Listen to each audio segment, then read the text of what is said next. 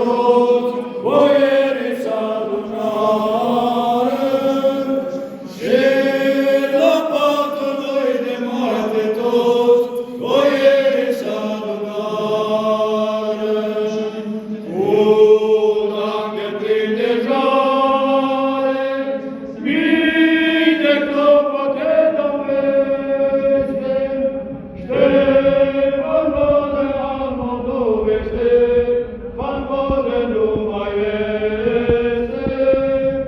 Ștefan Vodă al Moldovește, Van Vodă nu mai este.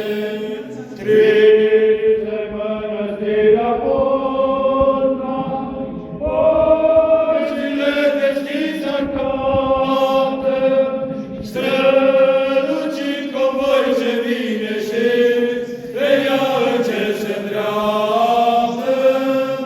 Strălucind convoi ce vine și pe ea în cer se îndreaptă.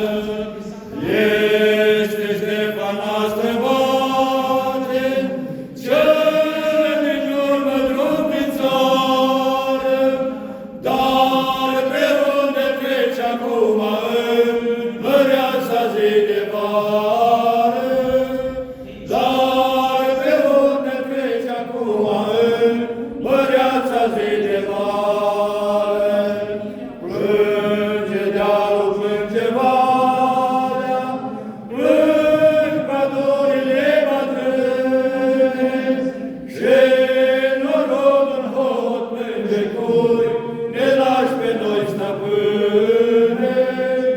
Și norodul în hot plânge cui ne lași pe noi, stăpâne.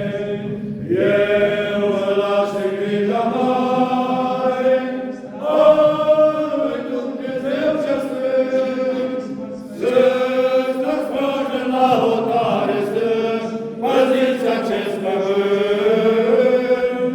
Să-ți dați pace la hotare, să păziți acest pământ. Și de veți vedea că vine vreun dușman nesăbuit, să strigați atunci la linișori, săriți din mormânt.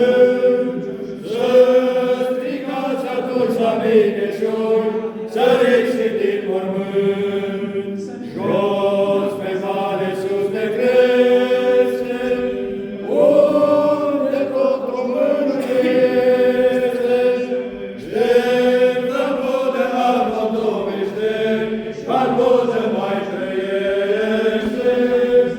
Ștefan Vodă al Moldovește, Van Vodă mai trăiește. Și de când veghează în taină, unde veacul stau toți, pe mormântul de la Putnacan, de la lui s-a stins. Pe mormântul de la Putnacan, de la lui s-a stins. Toți copiii României sunt din vița lui Traian, și în fiecare suflet mai trăiește un Ștefan. Și în fiecare suflet mai trăiește